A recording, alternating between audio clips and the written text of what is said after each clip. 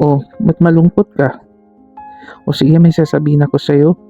Alam mo, sana dumating na yung tamang tao para sa'yo, no? Yung talagang magmamahal sa'yo, di ka sasaktan. Sana din dumating na yung tamang trabaho para sa'yo, no? Hindi yung napipilitan ka na lang sa trabaho mo.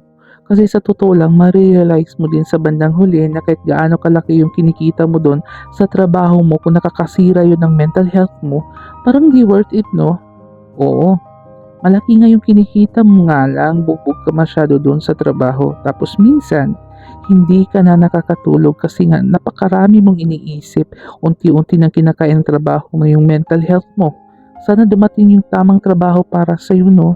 Hindi lang tamang tao, pati tamang trabaho.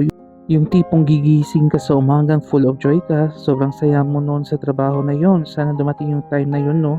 So ngayon, tiis muna. Pero naniniwala naman ako na darating yung araw na magiging okay ng lahat. Okay, huwag ka nang malungkot ha. Let's go!